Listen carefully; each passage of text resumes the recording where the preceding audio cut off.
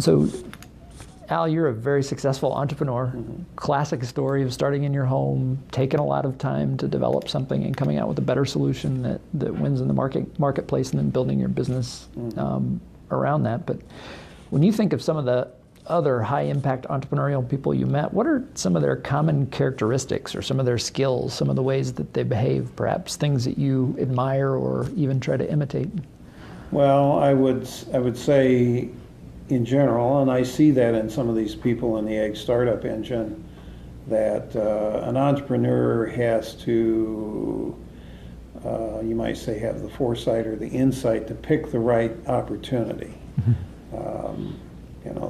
There's a lot of people that start mundane businesses, like you might say restaurants. How many restaurants start up and go out of business? Yeah. Because somebody would like to have a restaurant, but there really isn't. They really can't make it go business-wise. So picking the right opportunity is very important, and I do see that in several of these people that are involved in the ag startup engine. I'd say I don't know if it's a skill or just a natural behavior that I see in these entrepreneurs, which is one that I really don't have or didn't have, is networking. Okay. These guys network a lot, and because to understand, are they doing the right thing? Who are the customers? Who should they hire into their businesses? How do they get investment? That kind of a thing. So, yeah, I would say picking the right opportunities and networking in today's world is very important. When I started my business, it was a completely different world. If I tried to network about this kind of stuff, I wouldn't be able to find anybody to talk to. Hardly. Yeah.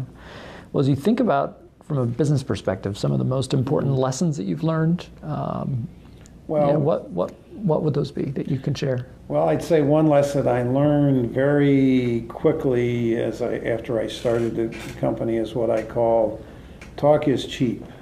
You can go talk to somebody and they say, yeah, this looks like a good idea. I think I can sell some of these, or, I probably would buy this product, but later on, when it comes down to them putting their money down or doing something, then it's a little different situation. So that's, I think, I know I've seen in some of the presentations of the startup companies that were looking for funding by the Ag Startup Engine, I looked at, they were just grossly optimistic in terms of how fast they could grow their business. Yeah. And that comes from my, what I experienced in the start of my business. It's going to be a really slow start, especially when you're unknown with an unknown product, that type of thing.